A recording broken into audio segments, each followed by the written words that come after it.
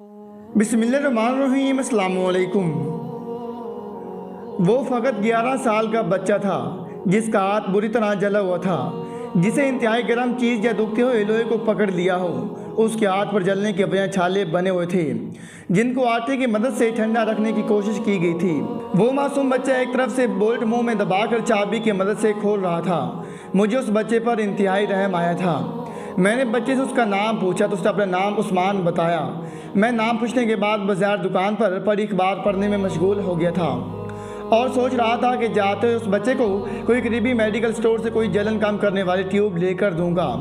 इसी दौरान मुझे तराक की आवाज़ सुनाई दी, जैसे जन्नाटेदार थप्पड़ किसी के मुंह पर पड़ा हो। थप्पड़ की गूंज सुनकर मुझ समेत हर शख्स आवाज़ की सिमत मुतवज्जे हुआ तो देखा कि दुकान के मालिक उस्मान के उस्ताद ने उस्मान को थप्पड़ मारा था, क्योंकि जो बोल्ट उस्मान दांतों में दबाकर खोलने की कोशिश कर रहा था, दांतों की गिरफ्त मजबूत न रख सकने की वजह से वो बोल्ट दुकान के सामने बहती सेवरेज की नाली में जा गिरा था, जिस पर उसके उस्ताद ने न सिर्फ उसे थप्पड़ मारा बल्कि साथ ही इसी सेवरेज की नाली से बोल्ट ढूंढने का हुक्म सुनाया था। तो मुझ समेत चंद दूसरे ग्राहकों ने दुकानदार को ऐसा करने से बाज रहने का कहा, यहाँ तक कि उस्मान से होने वाले नुकसान की भरपाई करने का भी कहा, मगर दुकानदार सेवरेज नाली में गिरने वाला बोल्ट ढूंढने पर बाजिद रहा। और जब दूसरा थप्पड़ उस्मान की पीठ पर पड़ा तो उस्मान हाथ की तकलीफ भूलकर अपनी पीठ सुलाता और सेवरेज की नाली में उतर गया। गंद और गिलाजत के छींटे उसके मुंह पर पड़ रहे थे, मगर वो दोनों हाथों से टटोल कर बोल्ट ढूंढ रहा था। यहाँ तक कि 10 मिनट की मशक्क़त के बाद उसने बोल्ट ढूंढ कर उस्ताद को दिया तो उस्ताद ने उसको 3-4 माह की खलीस गालियाँ बकते हुए दूसरे काम पर लगा दिया था। मैं उस्मान के चेहरे की मासूमियत और ज़िंदगी के जबर को गौर से देख रहा था कि अचानक मुझे महसूस हुआ कि उसके चेहरे पर लगने वाले गिलाज़त के ज़र्रात खुद ब खुद उतर रहे हैं, मगर जब ज़्यादा तवज्जो दी तो पता चला कि उसकी आंखों से बहने वाले आंसू ही उसके चेहरे पर लगी गिलाज़त को धो रहे हैं। मुझे बेख्तियार उस्मान पर प्यार आया। वो जिस हालत में था मैंने उसको इसी हालत में गले लगाया, बिना दिल में कोई करार लाए उसका मुंह चूमा और उसको कुछ पैसे दिए जिनसे वो करीबी मेडिकल स्टोर से अपने हाथ पर लगाने वाली दवा खरीद सके। जब मैंने पैसे उस्मान के सामने किए तो बजाय पैसे पकड़ने के उसने इधर उधर देखते हुए कहा, सर जी मुझे दवा की ज़रूरत नहीं है, इन पैसों से मुझे कोई मेहंदी खरीद दें, ईद आने वाली है और मेरी बहन रोज़ मुझे कौन मेहंदी लेकर आने का बोलती है, मगर मैं नहीं खरीद पाता क्योंकि कभी नुकसान हो जाने की वजह से मुझे मिलने वाली दिहाड़ी कट जाती है और कभी माँ की दवा या घर का राशन खरीदने के लिए पैसे खर्च हो जाते हैं। ना जाने क्यों अपनी बहन की ख्वाहिश लबों पर लाते हुए उस्मान की आंखों में बहने वाले आंसू में तेज़ी आ गई थी। मैंने उस्मान को गले से लगाया, मेहंदी लाकर देने का वादा किया। शाम को अफ्तार से 1 घंटा पहले दोबारा उसकी दुकान पर पहुंचा। उसे छुट्टी मिलते ही अपने साथ ले गया। गो कि मेरी खुद इतनी हैसियत नहीं थी कि उस्मान की ख्वाहिश पूरी कर सकूं, मगर मेरे कुछ मुअज़्ज़िज़ क़ारीन कराम ने मेरे कहने पर मुझे कुछ रकम भिजवाई थी, जिस रकम की मदद से ना सिर्फ मैंने उस्मान उसकी बहन के लिए थोड़ी सी शॉपिंग की, बल्कि जब उस्मान के घर पहुंचा तो देखा एक टांग से माजूर उसकी माँ चारपाई पर लेटी थी, जबकि उसकी जवान साल बहन एक फटे हुए दुपट्टे से अपने आप को छुपाती हुई गैर महरम से पर्दा करने की कोशिश कर रही थी, मगर वो फटा हुआ दुपट्टा इस काम में नाकाफी साबित हो रहा था। मैं नज़रें झुकाकर उस्मान के अहले खाना को सलाम करते हुए उसकी माँ के कदमों में बैठ गया था। मुझे देखकर उसकी माँ ने अपनी टांग समेटी और उठने की कोशिश करने लगी ताकि मुझे अपने सिरहाने बैठने के लिए जगह दे सकें। मैंने उनको आराम से लेटे रहने का मशवरा देते हुए बच्चों का तमाम सामान उनके करीब रखा तो इतनी देर में उस्मान अपनी बहन के साथ कमरे से बाहर निकल गया। मैं भी उस्मान की माँ से बैठ कर खैर खैरियत पूछ दरियाफ्त कर रहा था कि रोज़ा अफ्तार होने का ऐलान सुनाई दिया तो उस्मान की बहन मिट्टी के बर्तन में नमक रख कर लाई ताकि मैं उसकी मदद से रोज़ा अफ्तार कर लूँ। साथ ही उसकी माँ मिट्टी के बर्तन और नमक से रोज़ा अफ्तार करने के फ़ज़ाइल बताने लगी, जबकि उस्मान की बहन की आंखों में तीरती नमी उनकी बेबसी बताने के लिए काफ़ी थी। इतनी देर में उस्मान 1 लीटर वाली बोतल लेकर घर में दाखिल हुआ और बोतल के साथ दुकान से खरीदे गए डिस्पोजेबल कप देखकर मुझे अंदाज़ा हो गया था कि इस घर में मेहमान को पानी देने के लिए शीशे का गिलास तक मौजूद नहीं। मैंने उस बोतल से 1 गिलास नहीं और फिर सादा पानी मांगा जो मुझे घर के नलके से भर कर दिया गया था। मेरे पूछने पर उस्मान की वालदा ने बताया कि घर और घर का सारा सामान बेचकर शोहर के इलाज पर लगा दिया, मगर वो भी ना बचा सकी। अब खुद किसी और के घर मांग कर बैठी हूँ। पहले चल फिर लेती थी तो घर का गुजारा हो जाता था, अब खुद माजूर हो गई हूँ तो फ़कत बच्चों की कमाई पर घर चल रहा है। मैंने उनकी दिलजोई की और वापस घर की तरफ चल दिया। उस्मान और उसकी बहन ईद के लिए मिल जाने वाली मेहंदी चूड़ियाँ वगैरह देखकर मुझे नज़रों में शुक्रिया कह रहे थे। मैं उनके घर से निकलकर थोड़ा आगे ही चला था कि वापस पलटा ताकि उनसे कुछ मालूमात ले सकूं, मगर कमरे से बाहर मुझे आवाज़ सुनाई दी जब उस्मान सालन के साथ रोटी खाने के लिए ज़िद कर रहा था और उसकी माँ बहन उसको समझा रही थी कि बेटा, मेहमान अल्लाह की रहमत होता है। आज आप जो पैसे लाए थे उनसे तो मेहमान के लिए बोतल मंगवा ली, इसलिए आज घी वाली रोटी चीनी के साथ लगाकर खा लो। कल जो पैसे आपको मिलेंगे उनकी सब्ज़ी लेती आना, तो मैं आपको सालन बना दूँगी। उस्मान उसकी माँ और बहन के दरमियान होने वाली गुफ्तगू सुनकर मेरे आंसू बहने लगे और मैं अल्लाह का शुक्र अदा करते हुए अंदर दाखिल हुआ और उस्मान की माँ से पूछा कि आप घर में किस किस राशन की ज़रूरत है, और साथ ही पूछा कि आपको कौन सा छोटा मोटा काम बना कर दूं जो आप और आपके बच्चे चला लेंगे। मेरी बात सुनकर पहली बार उस्मान की माँ रोने लगी।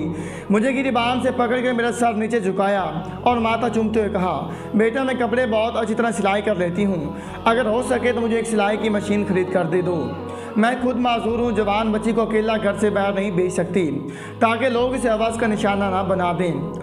अगर सिलाई मशीन मिल जाए तो मैं लोगों के कपड़े सिलाई करके घर का खर्च चला सकती हूँ, जबकि मेरी बेटी घर में मुझसे काम सीख कर यही काम शुरू कर देगी।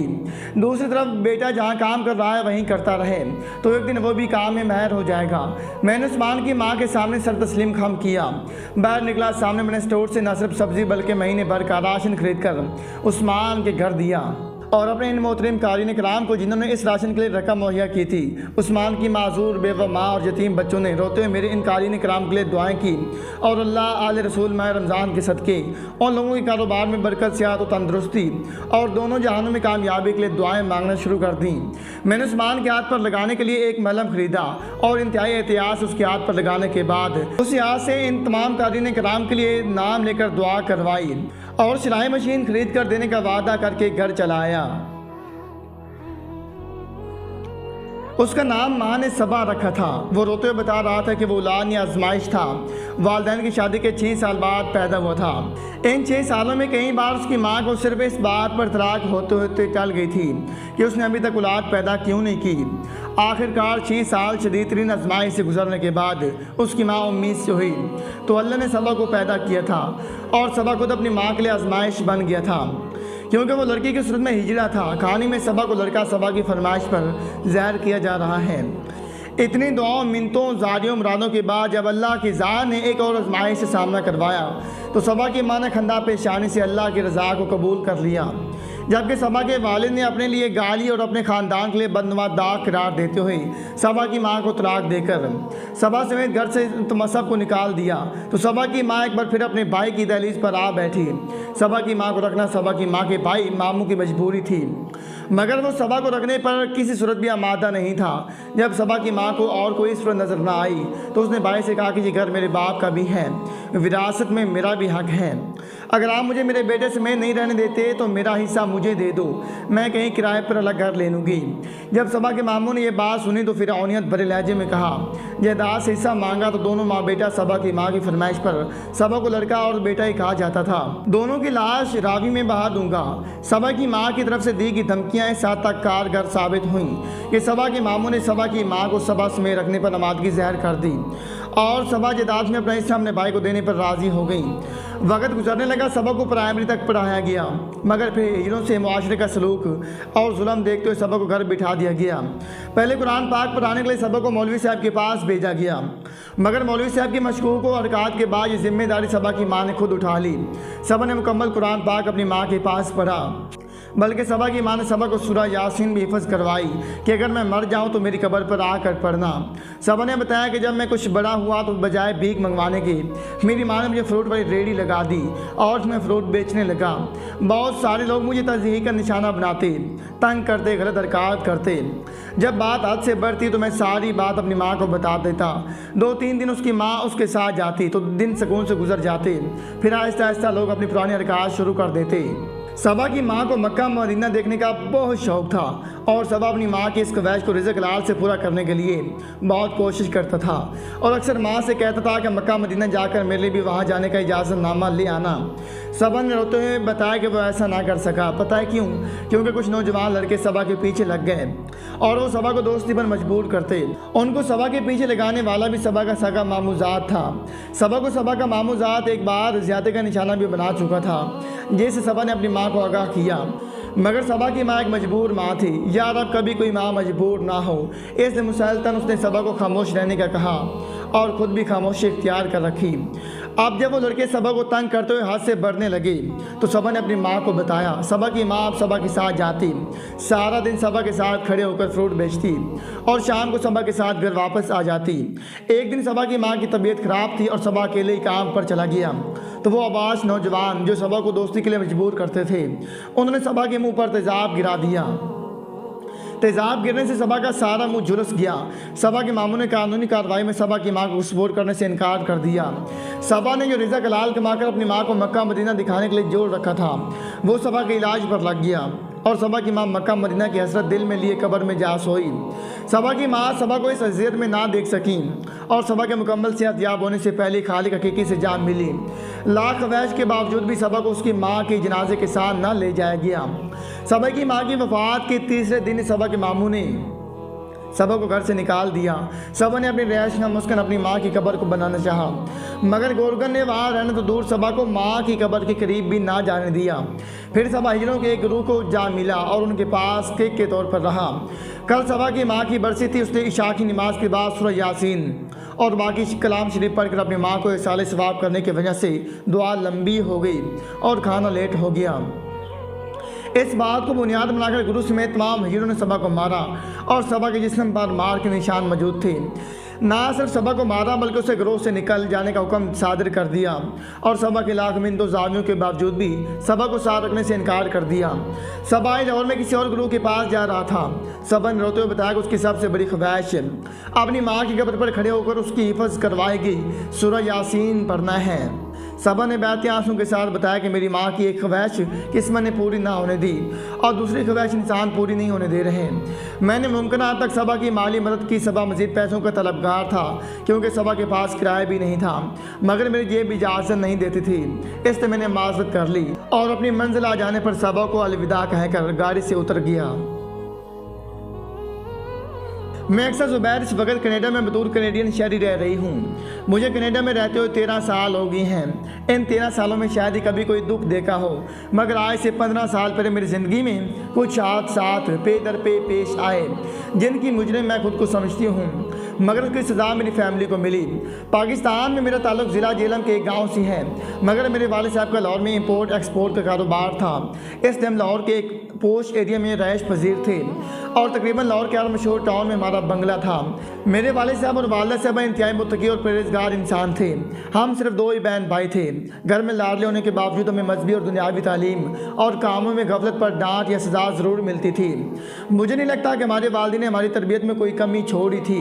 वक्त गुजरने लगा, मैं कॉलेज और मेरा भाई यूनिवर्सिटी लेवल पर पहुँच गया। मेरा भाई MBBS कर रहा था और उसके बाद अमेरिका जाकर दिल का स्पेशलिस्ट बनना चाहता था, जबकि मैं ICS कर रही थी और आगे जाकर टेक्सटाइल डिज़ाइनिंग की फील्ड को चुनना चाहती थी, मगर ऐसा ना कर सकी। हुआ को यूँ कि कॉलेज की तालीम के दौरान मुझे एक लड़के जिसका नाम जासिम था, उससे मोहब्बत होगी। बकौल जासिम के जासिम स्टील मिल में आयरमैन की पोस्ट पर काम कर रहा था और जल्दी अपना एक छोटा सा प्लांट लगाने की ख्वाहिश रखता था। जासिम की बात ने मुझ पर ऐसा जादू किया कि मैं तमाम हदूदों की ओर भूल गई। पता नहीं कैसे, मगर ना जाने मुझे वालिदैन की इज़्ज़त का ख्याल आया और ना ही मेरे मज़हब और शरीयत का पास रहा। मैंने जासिम से नाजायज़ जिस्मानी ताल्लुकात कायम कर लिए। जासिम मुझे नेट कैफ़े में बुलाकर मिलता और अपनी हवस मिटा लेता। नेट कैफ़े का मालिक जासिम का दोस्त था। उसने नेट कैफ़े में CCTV कैमरा नस्ब कर रखा था। इस कैमरे में मेरा हर अमल महफूज हो रहा था, जो कि मुझे मालूम नहीं था। मगर होता तो भी शायद मैं ये कर गुजरती, क्योंकि जब मैं अल्लाह के हुक्म को नज़रअंदाज कर चुकी थी, जब मैं शरअ शरीयत भूल चुकी, जब वालिदैन की इज़्ज़त मट्टी में मिला चुकी थी, जब अपनी मर्ज़ी के साथ अपनी इज़्ज़त का जनाजा निकाल चुकी थी, तो फिर शायद वो CCTV कैमरा भी मुझे इस अमल से बाज ना रख सकता। खैर, मेरा और जासिम का ताल्लुक तकरीबन 1 साल रहा। 1 साल बाद जासिम ने वीडियोस के नाम पर ब्लैकमेल करके मुझसे पैसे मांगने शुरू कर दिए। पहले जब बात सैकड़ों और हज़ारों तक तो रही, मैं जासिम को देती रही, मगर जासिम की डिमांड बढ़कर लाखों में जा पहुंची, तो मैंने इनकार कर दिया। जासिम ने अपने दोस्त से कह के मेरी बराना वीडियो मेरे भाई को दिखा दी। जिस दिन मेरे भाई को मेरी वीडियोस जासिम ने दिखाई, उस दिन मैं मरी अपनी क्लास के साथ ट्रिप पर गई हुई थी। मेरा भाई मेरे ने किसी और का भी भाई होता तो ये बर्दाश्त ना करता, लिहाजा मेरा भाई भी बर्दाश्त ना कर सका। उसने जासिम को बहुत ढूंढा, जासिम ना मिला, ना ही मैं वापस आई। तो दूसरे दिन ही मेरे भाई ने इस फेल से शर्मिंदा होकर खुदकशी कर ली। जब मैं ट्रिप से वापस पहुंची तो मुझे तब मेरे भाई की मौत की खबर मिली। यूँ मैं अपने इकलौते भाई का आखिरी बार मुंह भी ना देख सकी, बल्कि शायद मैंने अपने भाई को मुंह दिखाने के काबिल छोड़ा ही नहीं था। खैर, भाई की मौत के बाद हालात अभी नॉर्मल ना हुए थे कि जासिम ने फिर मुझे ब्लैकमेल करना शुरू कर दिया और मुझे बताया कि उसने मेरे भाई को मेरी वीडियोस दिखाई थी, जिसकी वजह से मेरे भाई ने खुदकशी की है। मुझे पहली बार जासिम इंसान नहीं दरिंदों से भी बदतर लगा था और साथ जासिम ने धमकी दी कि अगर अब की बार वो मेरे बाप को मेरी वीडियोस दिखाएगा और मेरे बाप की मौत के बाद मेरी माँ को। जासिम के खतरनाक अज़ाम देकर मैंने हिम्मत करके भाई की मौत की वजह के अलावा बाकी सब बात अपनी माँ को बता दी और मेरी माँ मुझे कोसने मारने और रोने धोने के बाद मेरे अबू से बात करने पर आमादा हो गई। जिस रात मेरी माँ ने मेरे वाले साहब को मेरे कारनामे बताया, उसके बाद मरते दम तक मेरे वाले साहब ने मुझसे कलाम नहीं किया। खैर, मेरे वालिद साहब ने मुझे ऐसे इग्नोर करना शुरू कर दिया जैसे मैं उनके लिए मर चुकी हूँ और कैफ वाले लड़के को अपने सर्विसोर्स से इस्तेमाल करवा के गिरफ्तार करवा कर जासिम का पता लगाया और उनसे सारी वीडियो जिसमें मेरे सिवा और भी बहुत सारी लड़कियों की वीडियोस थीं उनको डिलीट करवाया और उनको अच्छी तरह पुलिस से नसीहत करवाई। मेरी पढ़ाई छुटवा कर मेरे वालिद ने मेरा निकाह अपने एक दोस्त के बेटे से करवा दिया और अपने दोस्त को मेरे माजी से आगाह कर दिया। मेरे वालिद साहब ने निकाह पर भी मुझसे कोई बात नहीं की, यहाँ तक कि रुखसती के वक्त भी मैंने वालिद साहब के पाँव पकड़ने चाहे तो उन्होंने मुझे झटक दिया। मेरी माँ ने मुझे सीने से लगाकर रुखसत कर दिया। मेरे शोहर का नाम जुबैर है, ये कनाडा में सेट हैं, मैं उनके साथ कनाडा आ गई हूँ। मेरे वालिद साहब की बीमारी के दौरान मैं पाकिस्तान में थी। वालिद साहब के जब आखिरी वक्त करीब था तो मैं उनसे मिलने हॉस्पिटल पहुँची। मुझे देख के उन्होंने मेरी वालदा को मुखातिब करके कहा कि इसे कहो कि चली जाए यहाँ से, तो इसने हमारा मान तोड़ा है। और मेरी नज़रों के सामने मेरे वालिद साहब कलमा शहादत पढ़कर अपने गुनाहों और कुताहियों की माफ़ी मांगकर अपने खालिक हकीकी से जा मिले। उनके फ़कत 6 माह बाद ही मेरी वालदा साहबा का इंतकाल हो गया। मेरी आज 2 बेटी हैं। मेरे शोहर ने कभी मेरे माजी के मुतालिक मुझसे सवाल नहीं किया, कभी मुझे ज़िंदगी में और कोई दुख नहीं आया, मगर मेरी एक गैर महरम की मोहब्बत ने मेरा सब कुछ मुझसे छीन लिया। जब से मेरा भाई मरा है मुझे कभी सुकून नसीब नहीं हुआ। आज भी अल्लाह से अपने गुनाहों की माफ़ी मांगती हूँ, मगर पता नहीं क्यों लाख कोशिशों के बावजूद भी मेरा दिल मुतमईन नहीं होता। मैं आपकी इस बात से मुतफिक हूँ कि गैर महरम की मोहब्बत अजाब है या रब। मैं अपने इन तमाम बहनों को जो वैलेंटाइन डे के इंतज़ार में नसीहत करना चाहती हूँ, एक इंसान की मोहब्बत के लिए अपने खालिक मालिक राज़िक की मोहब्बत को ना छोड़ो। जितना हो सके मेरी पोस्ट को शेयर कर दें ताकि मेरी बहनें मेरी जैसी गलती ना दोहराएं।